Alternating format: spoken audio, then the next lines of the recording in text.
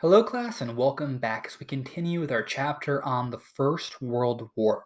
So, today's lesson is going to focus on the events that really precede the conflict, and you'll see that there really is a sequential order of things that happen that really pave this pathway to the war to end all wars. Please title your notes for today The July Crisis.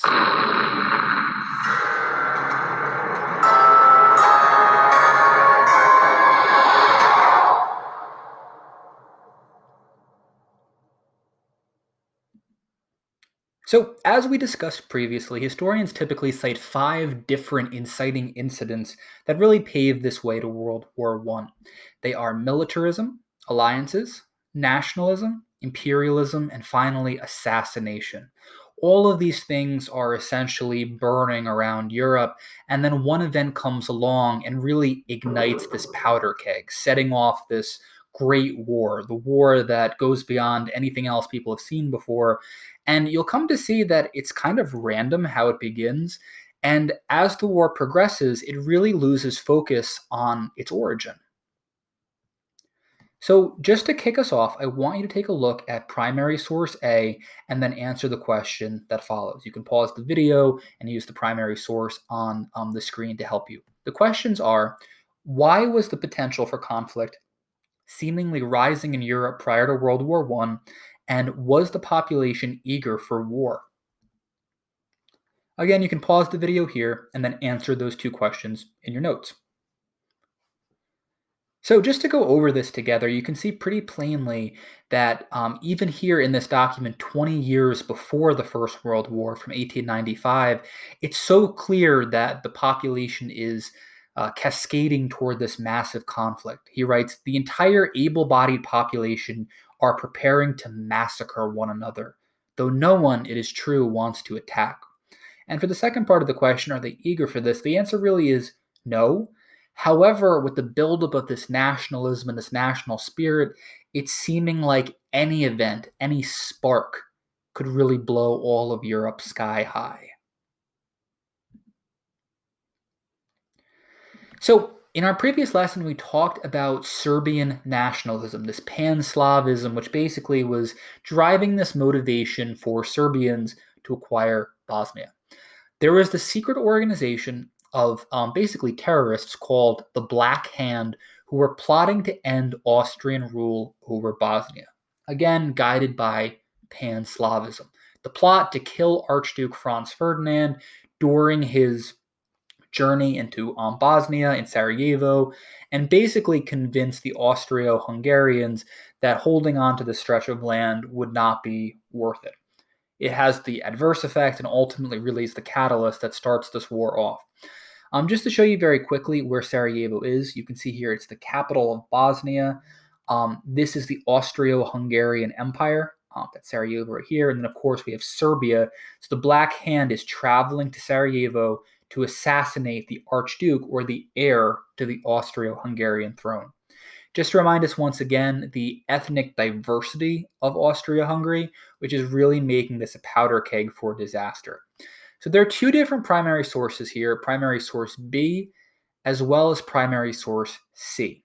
So what I'd like you to do is take a look at these 2 primary sources and answer this question. How aware were Ferdinand and his wife about the potential dangers they might face in Sarajevo? So again, feel free to pause the video on either of the documents and then use the time to answer that question.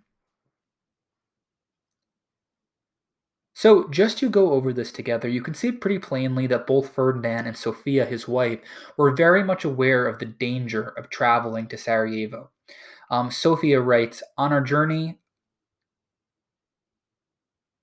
actually, this is from Archduke Franz Ferdinand.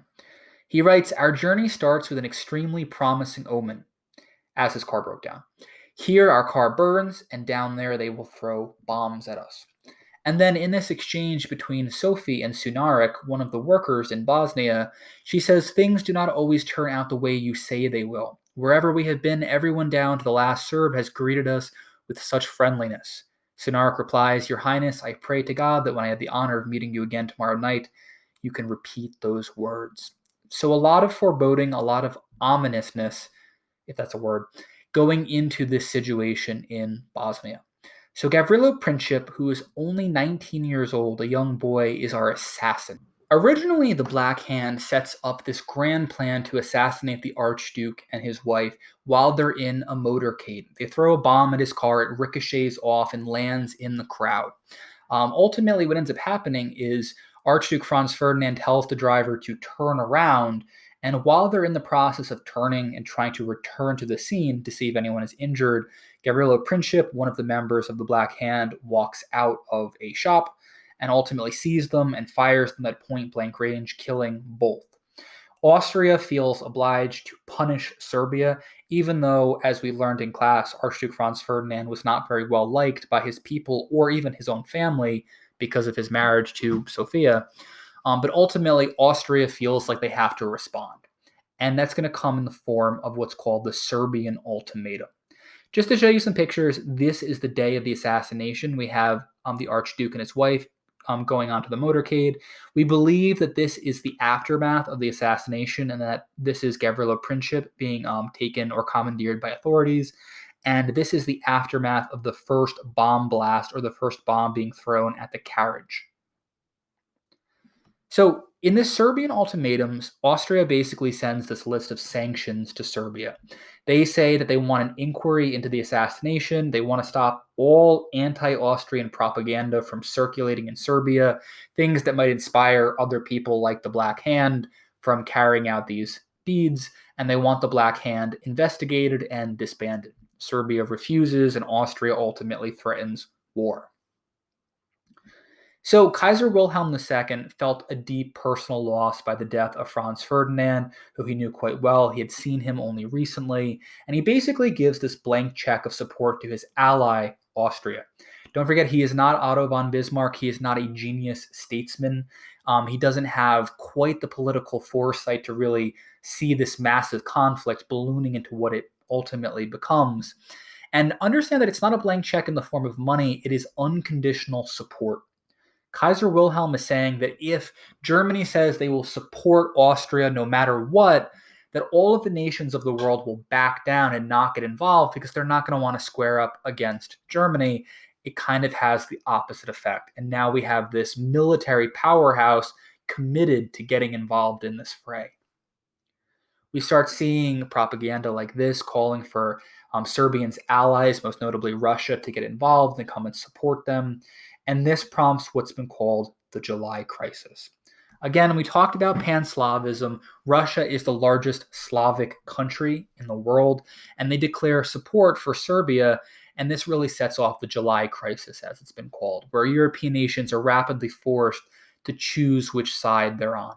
What's really interesting is that all of the leaders of these major countries, King George of Great Britain, Tsar Nicholas II of Russia, Kaiser Wilhelm II of Germany, are all cousins. They're all related to each other. So take a look at these primary sources, primary source D, as well as primary source E, and answer this question.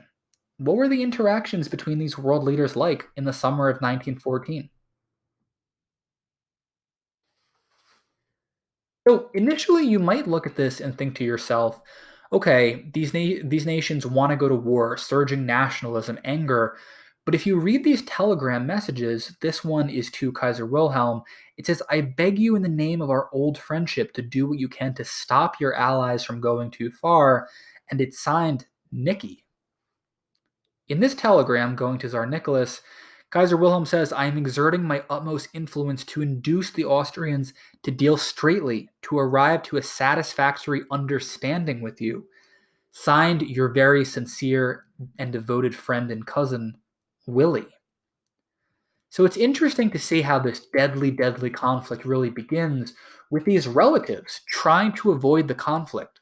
All three of these men looked almost as if they were twins. They had very identical appearances to one another, and they jokingly would swap their uniforms when traveling to each other's nations to see if their guards would recognize them. Here you can see Tsar Nicholas II and King George V, again looking almost identical. Here is a photograph of side-by-sides of all three men, again, all looking very similar to one another. And this is their family tree, just to show you very quickly how we end up with these men being first cousins with each other. So this is the timeline of events. It's really important to understand this. You don't have to write it down, but just listen to how quickly all of this is unfolding. So we have the assassination of the Archduke in Sarajevo. Austria receives the blank check from Germany. Austria sends an ultimatum to Serbia. Austria declares war on Serbia and Russia. Germany declares war on Russia. Germany declares war on France. Germany invades Belgium, which we'll talk about a little bit later on. And we end up with this massive conflict with Austria Hungary now declaring war on all of these other powers as well. And that's how quick the First World War really begins. It's only a matter of days as all of this starts to break out. You'll see going into World War II, it's a painstaking, slow process where all of the nations begrudgingly appease Hitler and Germany through all of these acts of aggression. And then only after Poland is bombed do the Allied powers ultimately get involved.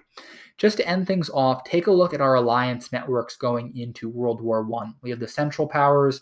Sometimes they're referred to as the Triple Alliance, which gets a little bit confusing. So we're going to talk about them as the Central Powers, central part of Europe, Germany and Austria-Hungary. And then we have the Allied Powers, again, sometimes called the Triple Entente, Great Britain, France, and Russia. In our next lesson, we'll actually begin to talk about the conflicts of World War I and what it's like to really fight on the Western Front.